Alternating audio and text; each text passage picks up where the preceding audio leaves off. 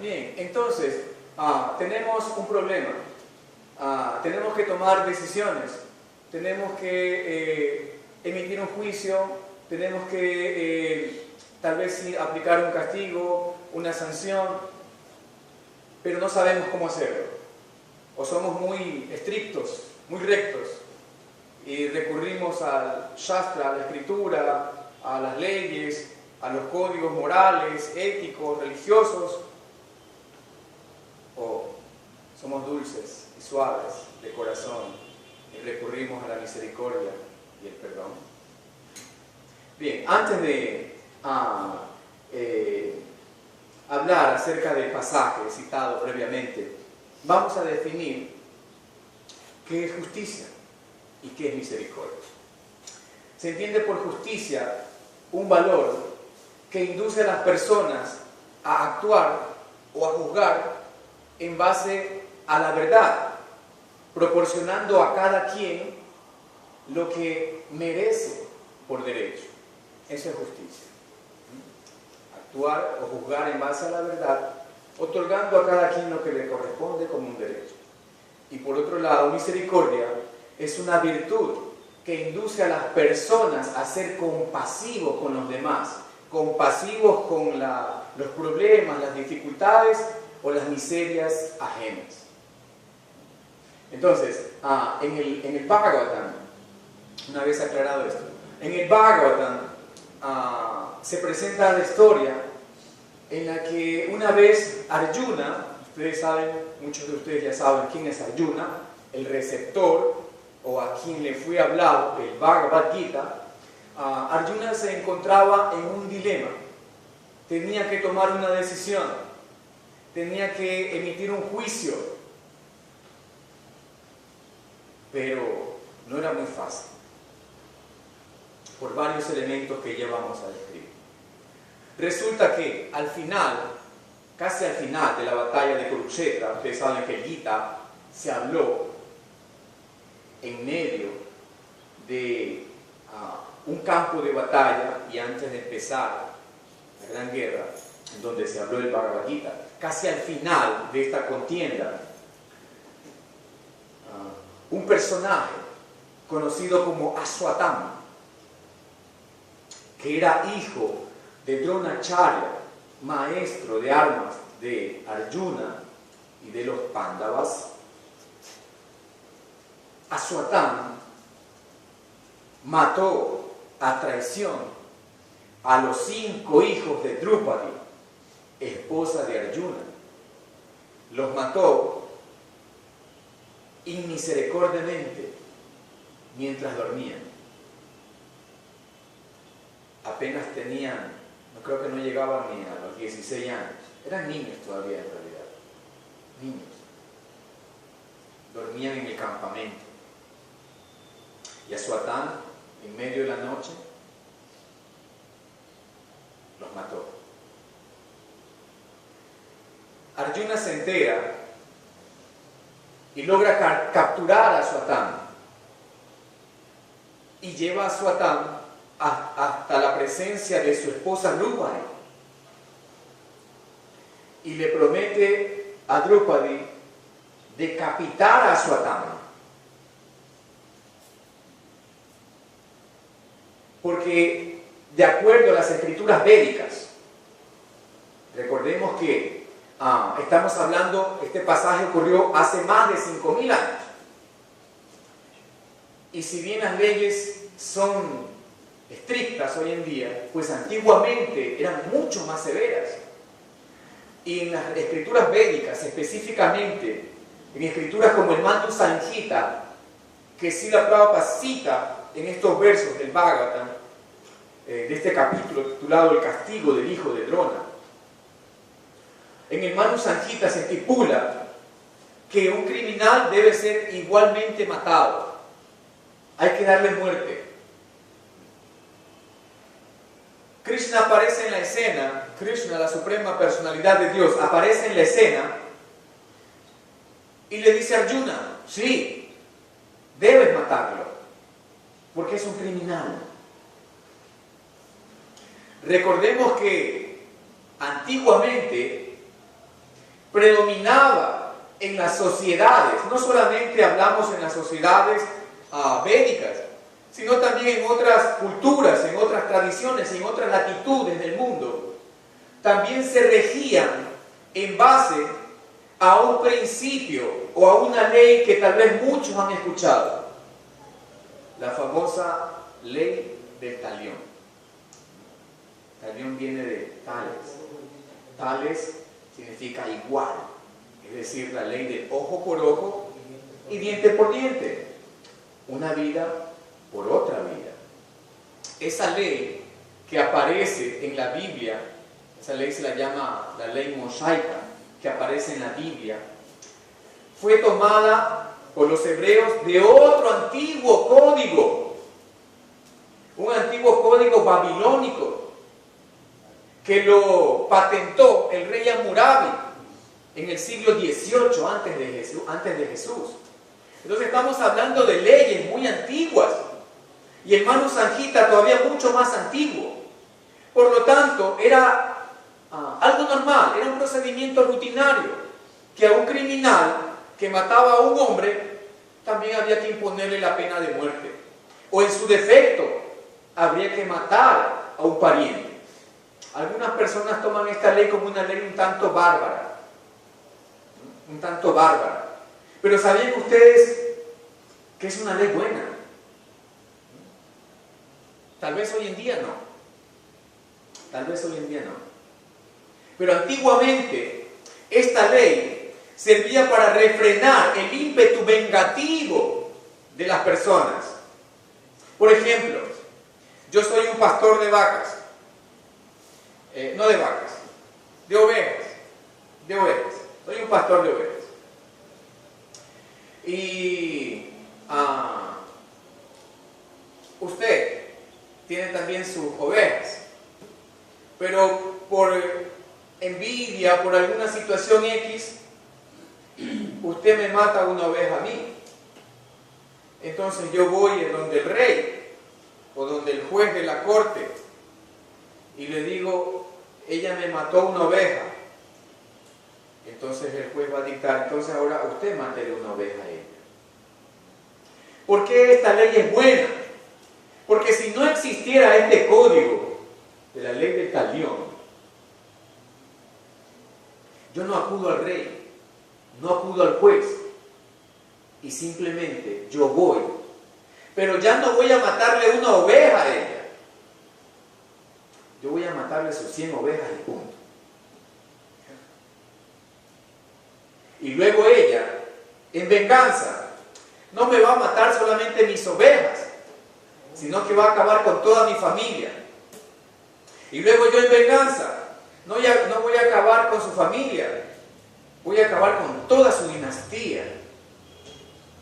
Y ella no va a acabar con todos mis parientes, sino que va a poner una bomba en toda mi ciudad. ¿Sí entienden a dónde quiero llegar? La ley del talión pone un límite. Después de que vamos al juicio, ella me mató mi oveja, yo maté su oveja, salimos como amigos, nos estrechamos la mano, seguimos viviendo como vecinos y no ha pasado nada. Si no hubiera esa ley, fuera una guerra eterna, como a veces se da, las famosas guerras entre familias, guerras eternas, de generación en generación. ¿Okay? Entonces, en esa época, Krishna, aunque es la suprema personalidad de Dios, Él siempre se remite a las escrituras también. Siempre. Incluso ustedes van a encontrar en el Bhagavad Gita que Él se remite a escrituras. En una parte, si no me equivoco, en el capítulo 13, para explicarle ciertos puntos a Arjuna, Él cita el Vedanta Sutra. En 2 ocasiones, Krishna cita el Vedanta Sutra. No sé si te acuerdas. Y Él habla, ¿no? En el Vedanta Sutra se dice, ese es Dios. Entonces Dios, para no distorsionar con la cuestión social, Él también se remite a escrituras. Y por eso es que Él está diciendo a Arjuna, Arjuna, mátalo. Porque así está en las escrituras. En las escrituras se dice que a un criminal tiene que ser matado. Hay que darle muerte. Eso es lo apropiado. Ok. Arjuna está con esa intención. Pero luego Drupadi, la madre dolida por la muerte de sus 5 hijos, ve al agresor, al asesino enfrente. ¿Y saben qué dice ella? ¿Qué creen ustedes? Ella, cuando ve al criminal de sus hijos, no lo abofetea, no le da un golpe o un puntapié. Ella empieza a llorar y a lamentarse, porque resulta ser que Arjuna trae atado a Swatán como si fuera un animal, como si fuese una bestia. Y ella se compadece y le dice: por favor, libéralo.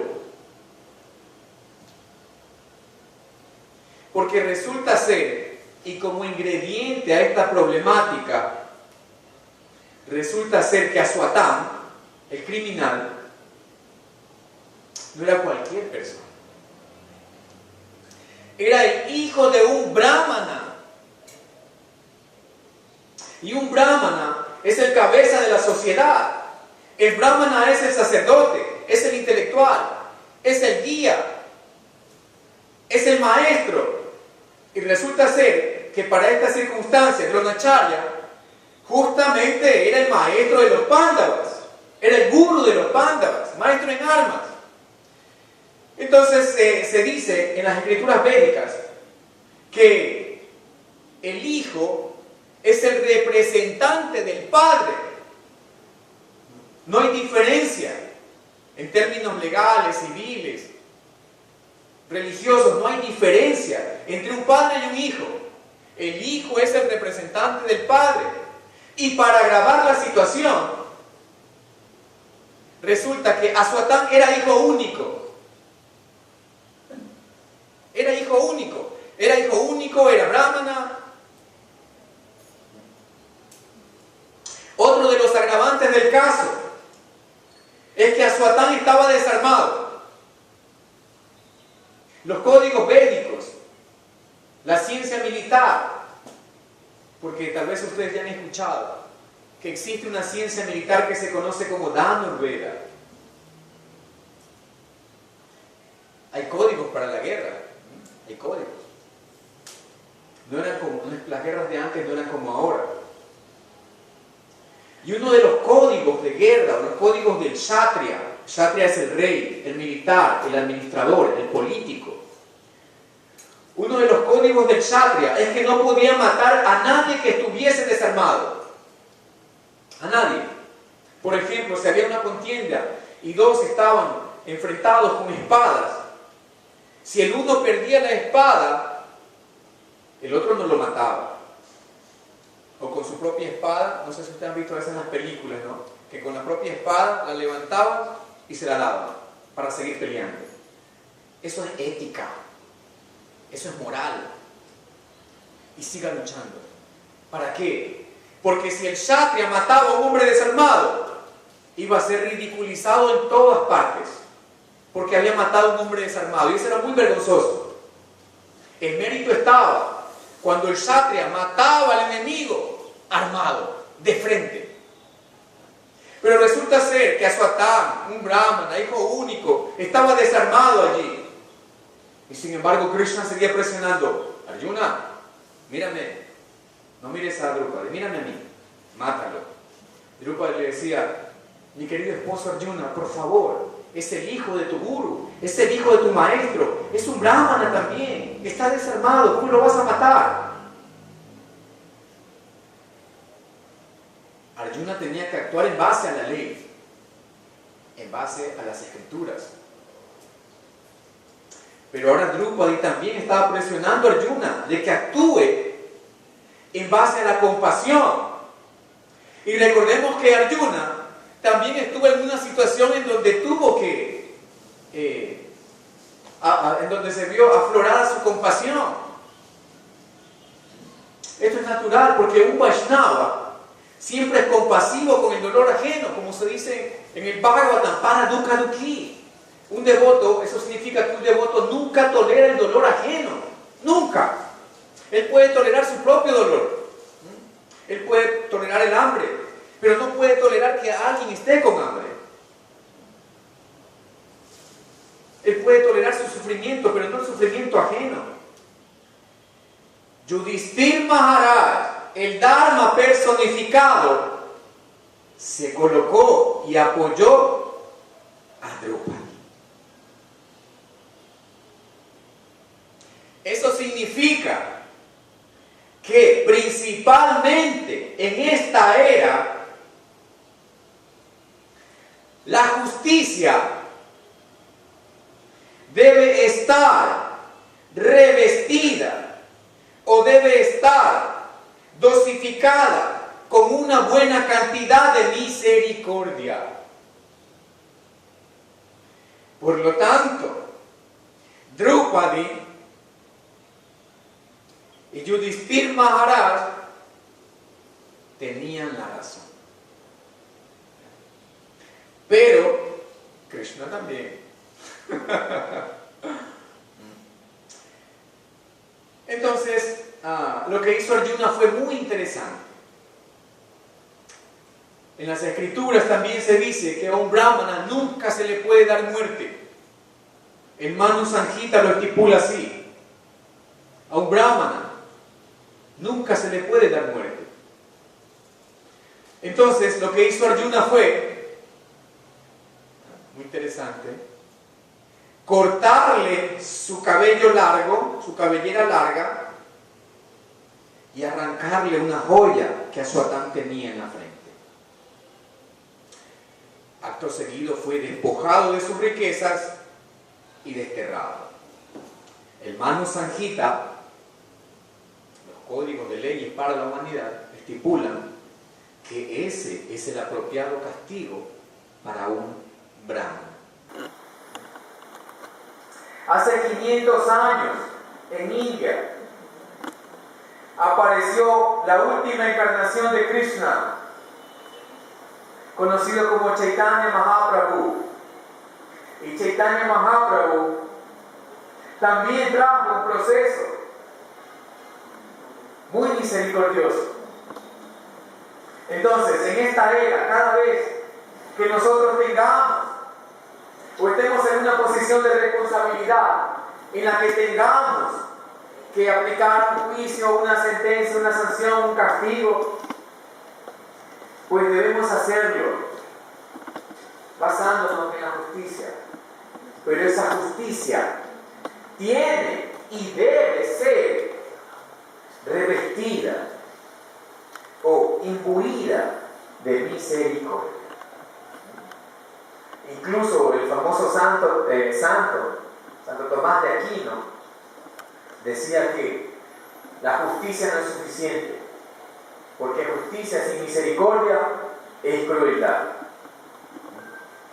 Y el Papa Francisco hace poco tiempo también, él dijo que Dios hace justicia a través de su misericordia.